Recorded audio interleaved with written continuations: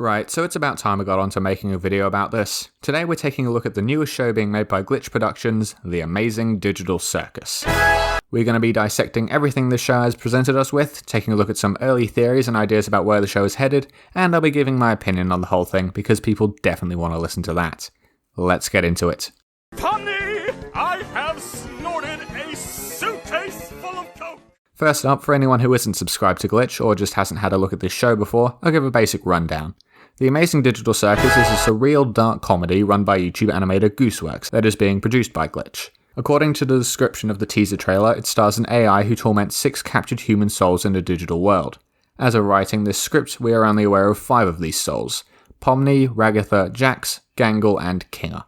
Our psychopathic AI goes by the name of Kane and appears to have complete control over the virtual environment that the show takes place in. And I'm starting to feel the effects! So that's the basics covered. Now let's take a look at the content itself and see what we can figure out about the show, starting with the official trailer. Welcome to the Amazing Digital Circus! Are you ready to see something incredible? First up, we can see that Kane is fully aware of the fact that he's being watched and is actively endorsing it. He does appear to be trying to hide the fact that he's trapped human souls in here, with him presenting the whole thing as a simulated circus. The hallway is probably going to act as the central hub for the majority of the show. We can see lots of other areas hung up on picture frames here, and given the whole circus aesthetic, it's pretty likely that the cast rooms will be here as well.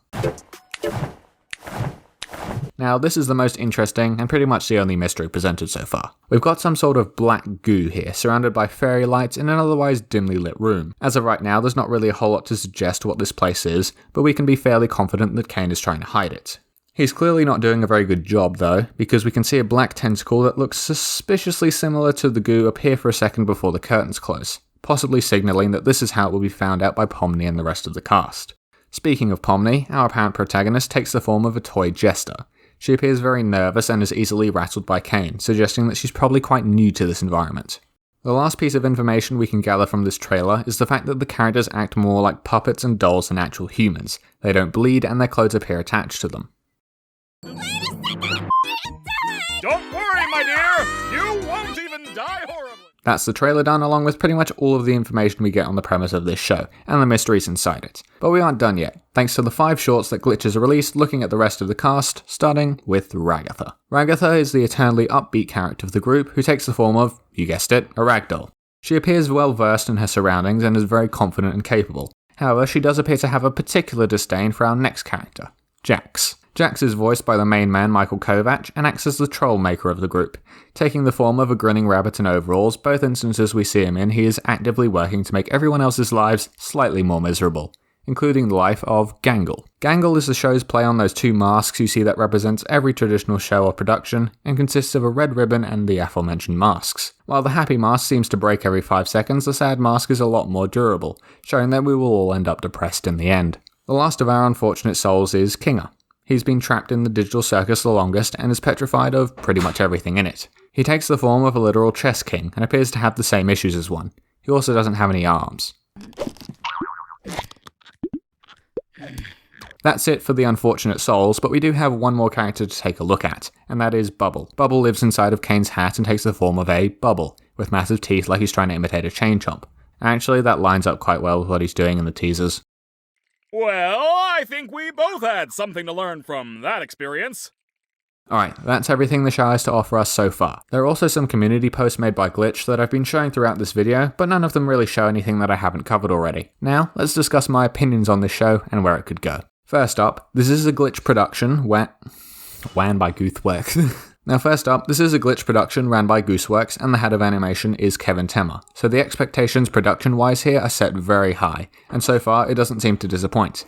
The atmosphere is very well set up, with a clear aesthetic and characters that are designed to be memorable, without falling into the hell of a boss problem zone. The animation is also very smooth as per usual, and it's easy on the eyes. The mystery in this series is already set up, but it's done subtly enough to not arouse suspicion, which I think lines up very well with the meta style and fourth wall breaks that Kane is frequently pulling off here. It's a good way to go about it, and the trailers leave enough of an impression on you to where you want to learn more about these characters and the world they're in. Now onto my unknowns and concerns for this show.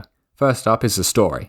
They really haven't given us much in terms of what the plot of the show's going to look like, so it's very hard to tell how the story will be structured, and making a good impression on the audience with the pilot is going to be crucial to the success of the show, especially considering the lower amount of attention it's been getting from viewers to this point compared to Murder Drones.